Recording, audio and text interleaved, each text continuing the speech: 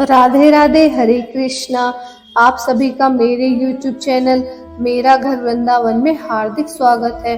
आपका दिन शुभ और मंगलमय हो और कान्हा जी की कृपा आप पर यूं ही बरसती रहे।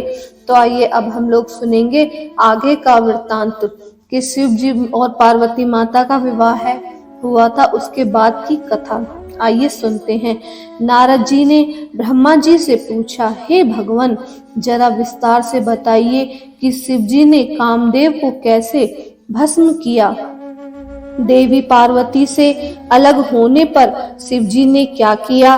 वे तपस्या करने हिमालय क्यों गए। पार्वती ने तप द्वारा शिव जी को कैसे प्राप्त किया। हे स्वामी, सारे प्रश्न मुझे जानने की तीव्र इच्छा है। शिव जी अपनी प्रिया पार्वती के वियोग में समस्त दिशाओं में घूम रहे थे। मनुष्य के समान विक्षिप्त होकर विचित्र स्थिति में घूम रहे थे। तभी अपनी मन की शांति के लिए वे हिमालय पर जाकर तपस्या करने लगे। एक दिवस समाधि खुलने पर कुछ पसीने के कारण धरती पर जा गिरे।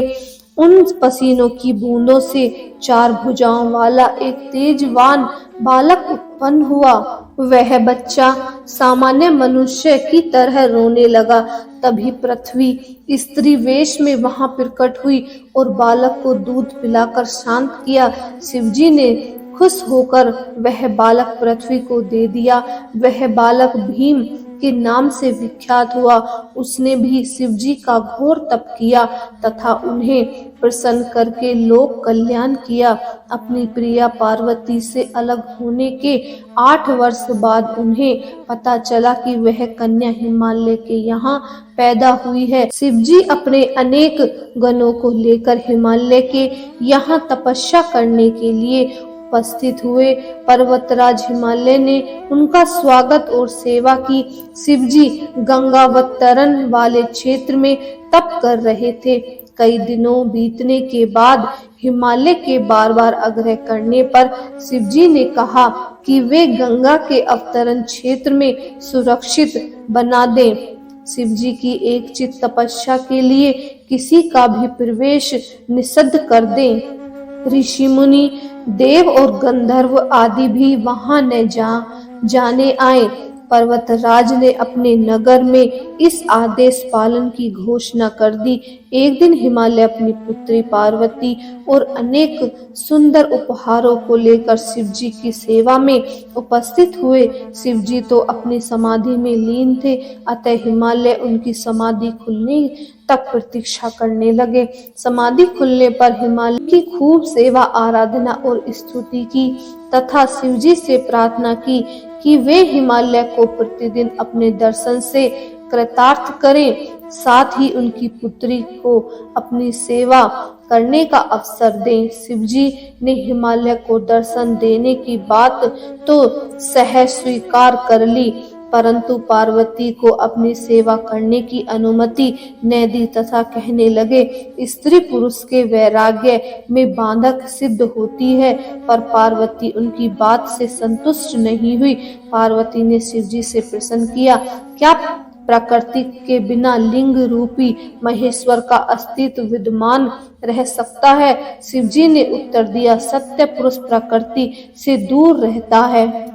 पार्वती शिवजी की बात सुनकर हंस पड़ी। वह बोली, हे योगीराज, क्या आपका यह कथन स्वयं प्रकृति नहीं? यदि आप प्रकृति से अलग हैं तो फिर प्रकृति की गोद में बैठकर एकांत में तपस्या करने की क्या आवश्यकता है। प्रकृति से परे रहकर आप स्वयं को नहीं जान सकते। यदि ऐसा संभव है तो मेरे यहाँ आने से आपका कोई अहित न होगा। पार्वती की ऐसी तत्वपूर्ण बातें सुनकर शिवजी निरंतर हो गए और उन्हें भी आगे आने की अनुमति दे दी। पार्वती शिवजी के तप क्षेत्र में प्रतिदिन आती, नित्य प्रति अनेक रूपों में उनकी सेवा आराधना करती, परंतु शिव के मन में कोई विकार उत्पन्न नहीं हुआ। कामदेव को भी देवताओं ने शिव का मन परिवर्तन करने के लिए भेजा, परंतु स्वयं अपना नाश कर लिया। कामदेव को असफल देखकर पार्वती घोर तपस्या में लीन हो गई। अंत में तपस्या से पवित्र शुद्ध आत्मा पार्वती को शिवजी ने पत्नी रूप में स्वीकार किया। पार्वती से कार्तिकेय नाम बालक की उत्पत्ति हुई, जिसने बाद में तारकासुर को मारकर देवताओं का उद्धार किया और देव सेना का सेनापति बना। नारद जी ने ब्रह्मा जी से पूछा, हे स्वामी, अब आप मुझे तारकासुर के विषय में विस्तार से बताइए। कश्यप की पत्नी दिति के पुत्र हिरण्यकश्यपु और हिरण्याक्ष नरहरि रूप विष्णु के द्वारा मारे गए, लेकिन दिति ने अपने पति कश्यप को प्रसन्न किया और पुनः गर्भ धारण किया। इंद्र ने एक छिद्र से गर्भ में प्रवेश कर गर्भ के टुकड़े टुकड़े कर दिए, परंतु दिति की तपस्या के कारण उसका गर्भपात नहीं हुआ।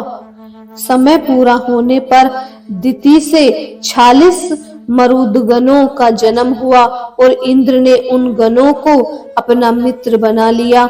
अब पुनः दिति ने पति का सहारा मांगा तो कश्यप ने कहा कि वह ब्रह्मा जी को तपस्या से प्रसन्न करके पुत्र प्राप्ति का वरदान मांगे। पति के परामर्श पर दिति ने ब्रह्मा जी को तप द्वारा प्रसन्न किया। ब्रह्मा जी की कृपा से दिति ने अत्यंत बलशाली पुत्र को जन्म दिया, जिसका नाम बजरंग प्रसिद्ध हुआ।